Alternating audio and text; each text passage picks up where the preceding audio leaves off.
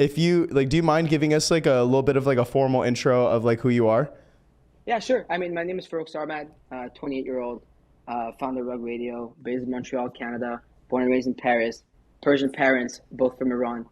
So that's like my personal intro. No, but I've basically been like doing social media for a minute, and so I've been, I started creating content on social like when I was like 12 years old, and then I'm 28 now. And in 2014. I found about Instagram. I got into all things like social media. I built a marketing media company out of there by building multiple channels across the platform. Fast forward to 2020, found about Clubhouse. I did this whole like I started like hosting a bunch of rooms and whatnot. And then in February 2021, on Clubhouse itself, like I found out what an NFT was. And from that point, like I never looked back. And I was like, fuck it, I'm going all into this. Like it's fun. It's just sick. I love the vibes of the community here. And like I feel like I'm at the helm of like this tech and something's gonna shift, right? This like digital renaissance.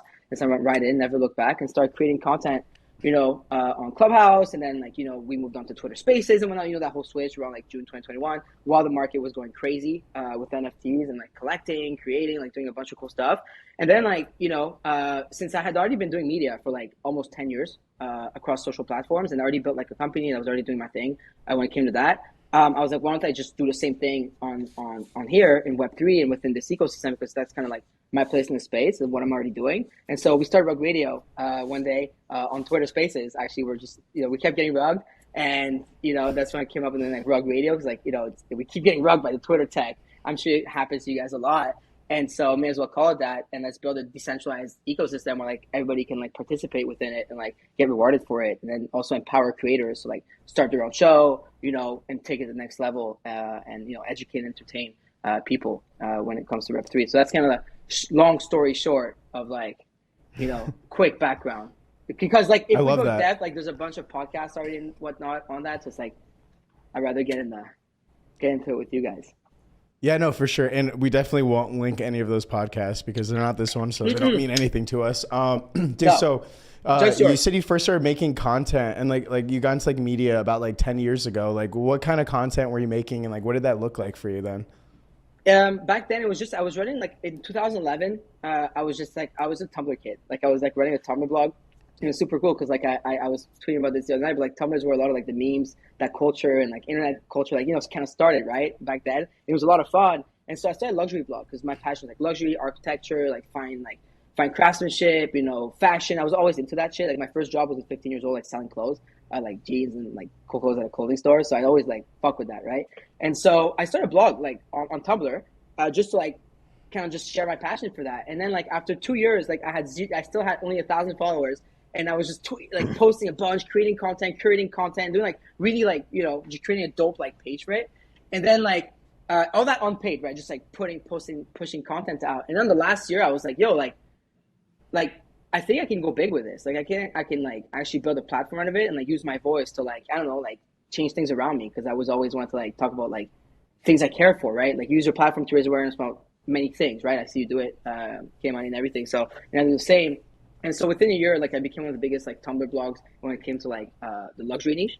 And then end of 2014, which I was talking about earlier, I moved to Instagram. I was like, well, everybody's on IG. This thing is starting to like slowly explode. Like it was when Instagram had under 100 million users. I think they're like nearing 2 billion now, but I don't have the last stats. I haven't been following up. And so everybody was always on their phone, like fucking consuming content all day long. And I was like, wait, like I could probably start a business on a platform, so grow an audience and like sell advertisement onto that, because that's where everybody's at around 2014. So my form of content creation is like we're just creating a bunch of content, had a bunch of different pages like meme page, luxury page, nature page, travel page, life hack page, all this stuff. And I saw this like a distribution network and channel where I could sell ad spots on that. So my form of creating content was that. And then I went on to like helping people build their personal brands, and like I was selling ad spots to all this kind of people.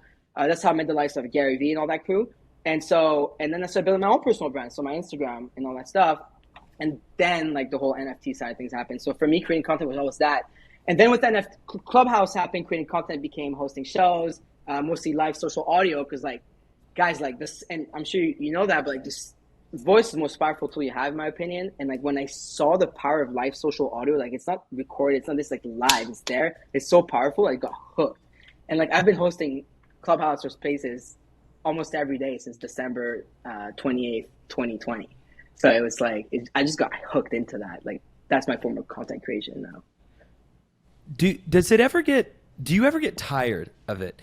Because I like hosting spaces and I enjoy it, but sometimes whenever I've been on for a couple hours, I'll be like, fuck, man, like, like, do you ever get tired of it, or do you just love it? Like, you don't care?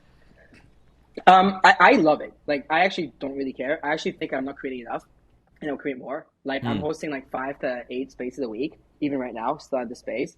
And with all the work we have, the morning show, right? Every day from 10:30 to 12, the GM NFT show. And then on Thursdays, I added a show. I'm going to add a show on Saturdays, and I'm going to do a couple more. Um, but you know what? Like, there was a point where there would be times where I would be burnt. Like, back when I was doing Clubhouse, I was grinding. I know you've been through that phase, both of you, like where you just had to overgrind, but you had to Yep. do it because it was Yep. your time. Like, it was now or never. Like, you Yep. either push, even now, like, still, like, you have to push through, or you're gonna miss that chance. And so that's how it was for me on Clubhouse. And so I had to be there. I was fucking on there like 12 hours a day talking. And yeah, like, I would get burned like on the third Clubhouse room of the day, on the fourth Clubhouse room of the day. Like, there's a point where there was fatigue and I was exhausted, and my voice, my throat, my vocal cords, I actually had to like start training them and fucking like drink. I'm on that tea diet like crazy, right? But, and you guys know that with the honey, right? And so, but like, you know what? Now, no, I don't get burnt from it because it's like at a certain cadence. You have the morning show. This is how we do it. It's almost like it's like going to the gym. Like, it's a habit. It's like eating good. It's like going doing something, like something to do recurrently, and it's my passion. Like, every day I just love waking up and talking about the space. So, like, what else is there to talk about? Like, you know what I mean? Yeah, no, I'm that guy. no, Like, and literally. it's all about like making that like routine. You know what I mean? Because like that's where, like at least like in my journey, that's kind of like where I'm trying to like navigate things. Because like, dude, like when I started making content, like I think like end of February, beginning of March of this year, those like first 3 months, like I even told myself, I was like, this is like my moment. Like, I need to just like show up and like just do this every single day and like go on that grind every single day. And like that's how I went from like, 0 to like 100,000 followers in like just a few months. But it was like I knew that like I saw like not to be ironic, but I saw like a gap that needed to be bridged, and I was like, dude, You like bridged the gap? dude, I know, and I was like, if I don't do this, like someone else will, and like I was just like, and I don't think anyone else has like the experience with like content creation and like stand up comedy and like understands Web3. Like I had this like intersection of things that like made me kind of unique, and so I saw the opportunity, I went for it, as one shot, one opportunity to seize the, like I'm not gonna get into Eminem because I don't want us to get a copyright strike, but I get that. And so I love seeing the fact that like obviously you're still passionate about it and you're still consistent because you're able to kind of create that schedule. And I'm only having this conversation just so I can figure out how the fuck to have a better schedule for myself. Yeah, that's exactly what it is, man. I mean, if you can't be that consistent when you're not passionate, because again, that's when you burn out because you're doing something you don't like. Whereas me, every morning, I'm like, hey, like I said, I go to the gym, and then I have my show, and I'm ready for the day. And it's like, it's super dope. And I think people like that when it's a certain cadence and they know when to show up for you, because people have lives, jobs, kids, things to do, go figure, like outside of Web3. Now everyone's full-time Web3 or has a chance to be, right? And so it's important that you cater to that as well, with a certain like cadence when it comes to the creating. Like, I'm like you, like at some point last summer, I came back from vacation in August. I was in Europe for a month. I was like, yo, I'm at around 17,000 followers on Twitter. I was like, yo, this shit's going to pop. Let's go. I was like, let's go. Like, I'm back. I was excited. I was counting on the days when I flew back from France or London to Montreal. I was like, I can't wait to get back and just host like 10 hours a day. And I was excited for it. And then, a year later, it's like I had like 300,000 followers. So it's like, there's no secret. It's just like because you're out there like creating all this content. And it's really fun. But the important part is really passion, which like you touched on, or else you can't keep going. 100%. No, for sure. 100%. For sure. It's really cool to hear you talk about that, Farokh, because I think that you, myself, Kev, and almost everybody in our space, or I think most sort of content creation spaces, have gone through and to a degree sort of stay in that phase or some version of that phase forever, right? Because it's a highly competitive thing whenever the only barrier to entry is having Twitter downloaded on a phone or having a laptop, right? It's you versus yourself in a way, and I see new content creators doing the same thing, right? And that's what I was going to ask you is, like, are you paying attention to some of these new guys that are really like space warriors, right? Like Alexander. Absolutely. And all these guys. And what do you think about the content those guys are creating? Listen, like the people who become irrelevant. So here's the thing. a lot of people can be a one-time, one-hit wonder and that one viral hit.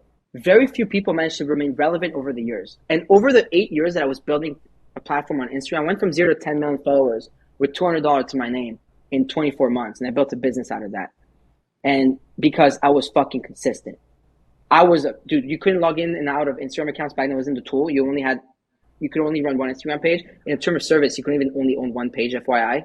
And they changed that eventually. And I was running out of a broken iPhone 5 because I couldn't afford a new phone. 6 accounts, posting 10 times a day per account, so 60 times per day, while sending 100 to 200 cold emails per day using my iPhone 5 because my MacBook was fried and I couldn't afford a new one. That was the difference between me and other people. And this space is the same thing in the whole content space. That's what it's all about. It's about the people who are actually going to remain relevant. It's people who are going to be able to maintain consistency over the longest period of time, but also put their grind to deliver quality content. Or else going to lose people. But then, once you achieve that, the other side to remain relevant is actually paying attention to what's going on, what's being created, the way it's being consumed, the way people want to participate within your content creation, and give props where it's due. Like, you know how it's always like, oh, like even in music, when it's like, oh, the OG's like, oh, look that up, people, oh, look at this new guy on the blog. No, like K Money, I see him come around, I fuck with his videos early on. I'm like, yo, I'm gonna retweet this shit. This is funny as shit. Like you used to post. Remember when you posted yesterday, like, yo, I used to reply guy under these whatever influencers like page, and I found 2 of your tweets where you were replying on my tweets, like, but there's a reason why you're there now. And so people forget that. And I think it's important to remind us. I love that you posted that. But like, it's also on the people that are bigger to give others a platform, which is why we started Rug Radio. I was like, I can't just be Farokh, the guy with all the followers, the show. No, why don't we create a network of shows and empower creators to come up? Because I can't do all the onboarding on my own, the educating, the entertainment. I think a lot of people need to work together. So like Pio, like I'll call him up on the let's host space this weekend together. Alex, let's host space. Thread guy, let's do this. You guys, let's like I think it's important to like, you know, that we elevate each other as creators, or else you're gonna get like as someone with a bigger audience or whatever, like you're gonna get left in the dust. Like there's a reason I like to think why I tend to stay relevant for a long period of time, whether people like me or not. I'm here. So eventually you're either gonna have to like join us or like ignore it. You can't even hate on it at the end of the day because we're gonna be here like creating. And you guys are the same, I feel. And so it's like you gotta like be able to like adapt and change quick, but also stay true to yourself at the same time.